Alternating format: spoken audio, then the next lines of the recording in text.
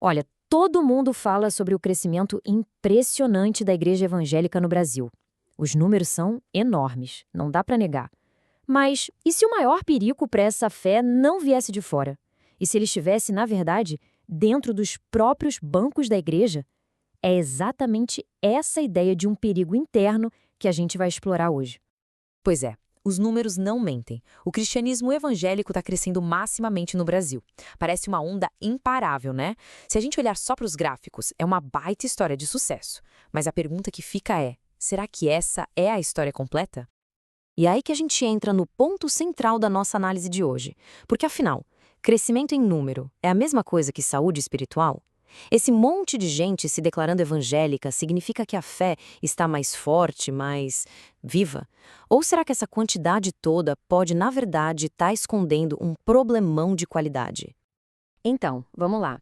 A análise que a gente está trazendo aqui sugere que a maior ameaça, o maior perigo, não é o que vem de fora, não é a crítica da mídia, nem a perseguição, é algo que acontece por dentro. É como uma ferrugem, uma corrosão interna que vai minando a fé de dentro para fora, sabe? E esse perigo tem nome, viu? A gente chama de cristianismo nominal. O que é isso? Pensa assim, é como uma embalagem bonita, mas vazia por dentro. É a pessoa que se diz cristã, até frequenta a igreja de vez em quando, mas no dia a dia, nas decisões, nos valores, nada muda. A fé não impacta a vida de verdade. É só um rótulo, uma etiqueta. Não é uma transformação real. E aqui a coisa fica ainda mais complicada, porque tem um paradoxo nisso tudo. O lugar que deveria ser o porto seguro da fé, a própria igreja, pode acabar se tornando o lugar mais perigoso. Como assim?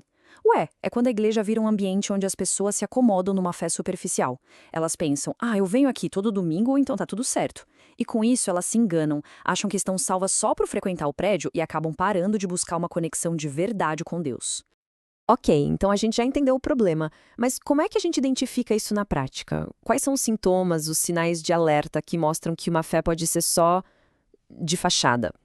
A nossa análise aponta para três marcas principais, três coisas que a gente precisa observar. A primeira tem a ver com o que a pessoa acredita, a segunda, com a forma como ela vive, e a terceira, com o relacionamento dela com Deus. Bora dar uma olhada em cada uma delas. Então, a primeira marca, um evangelho de mínimos. O que isso quer dizer? É aquela ideia de que a salvação é só um momento, sabe? A pessoa faz uma oração de aceitação uma vez na vida, se emociona num culto e pronto, está resolvido. Só que essa visão ignora as partes mais importantes, entender o que é pecado, o que é arrependimento de verdade e principalmente o que significa ter Jesus como Senhor de, literalmente, toda a vida. E aí a gente chega na segunda marca, que é uma consequência direta da primeira, a ausência de fruto genuíno. Porque se a fé é só da boca para fora, a vida da pessoa não muda. A Bíblia é super clara sobre isso, né? Pelos seus frutos os conhecereis. É simples, uma árvore boa dá fruto bom. Uma fé verdadeira tem que gerar mudança de vida, tem que aparecer em como a gente trata os outros, na nossa honestidade, no nosso amor. Se não tem fruto, bom, talvez a raiz não esteja tão firme assim. E essa outra passagem aqui é ainda mais forte, mais direta. Diz que a fé, por si só, se não tiver obras, está morta. Percebe? Não é que ela está doente ou fraca. Ela está morta. É uma fé que não existe de verdade, porque não produz nada. E, finalmente, a terceira marca. Um relacionamento sem intimidade. É como se a vida fosse um cabo de guerra, sabe? De um lado, a cultura, o mundo, puxando com os valores do consumo, do individualismo. Do outro, o reino de Deus, puxando com outros valores. No cristianismo nominal, a cultura quase sempre ganha essa briga. A oração vira só uma reza decorada, a leitura da Bíblia é rara, e a intimidade com Deus, bom, essa nem existe. Jesus contou uma história que ilustra isso perfeitamente, a parábola do semeador. Imagina só, a semente é a palavra de Deus. Em alguns corações, ela nem entra. Em outros, ela brota rápido, com alegria, mas na primeira dificuldade, morre. E aí tem o terceiro tipo de solo, que é a cara do cristão nominal. A semente brota, a planta cresce, mas os espinhos, que são as preocupações da vida, o amor ao dinheiro, sufocam a planta e ela nunca, nunca dá fruto. Olha que forte essa advertência que está no livro de Apocalipse. É uma mensagem para uma igreja, a igreja de Sardes.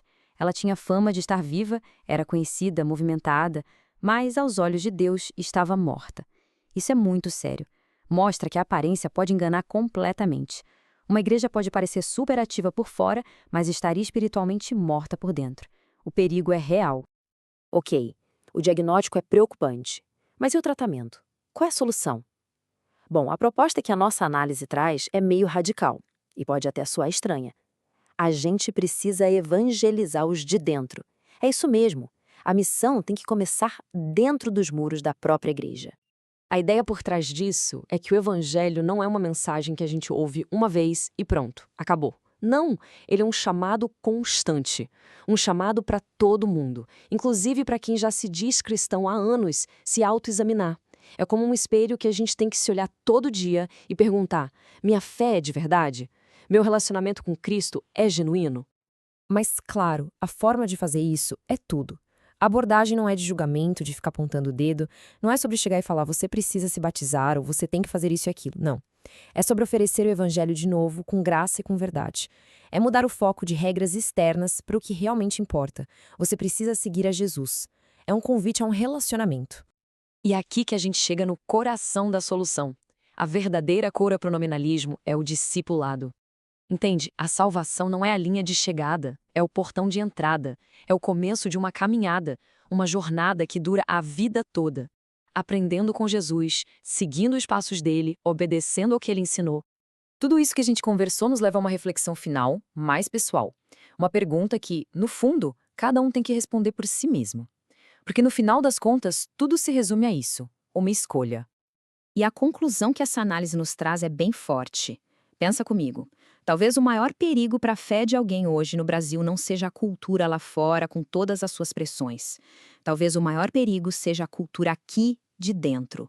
A apatia, a superficialidade, a fé de aparências que pode existir dentro da própria comunidade cristã. Então, para fechar, fica essa pergunta no ar para cada um pensar. Ser cristão, o que isso significa? É só um rótulo, uma herança de família, uma coisa cultural, ou é uma identidade? Uma identidade real que define quem a pessoa é e transforma cada área da vida. A resposta para essa pergunta? Bom, ela muda tudo.